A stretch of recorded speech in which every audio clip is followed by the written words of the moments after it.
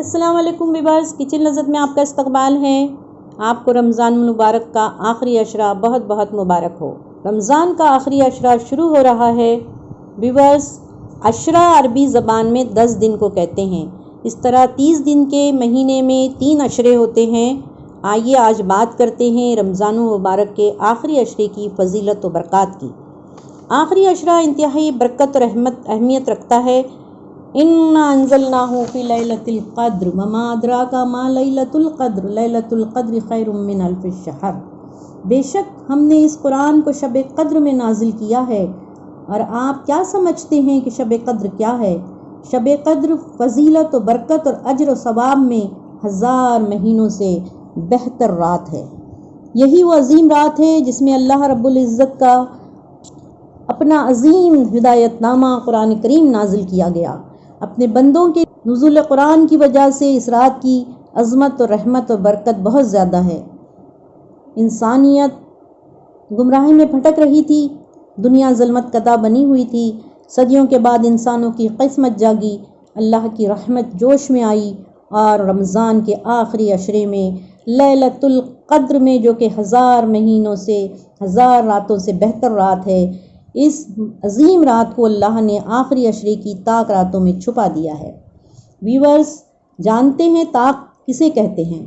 طاق کہتے ہیں آڈ ڈیجٹس کو، آڈ نمبرز کو، یعنی رمضان کی 21، 23، 25، 27 اور 29ویں رات جو آخری عشرے میں آتی ہیں، ان 5 راتوں میں بہت زیادہ عبادات، نوافل، ذکر و تذکیر میں مومنین، مومنات، مسلم مرد اور عورتیں، بچے سب اپنے گھروں میں اور مسجدوں میں اللہ کے سامنے جھکتے ہیں، رکوع کرتے ہیں، سجود کرتے ہیں، اس کا ذکر کرتے ہیں، تلاوت کرتے ہیں، دعائیں مانگتے ہیں تاکہ عظیم رات کو پا سکیں۔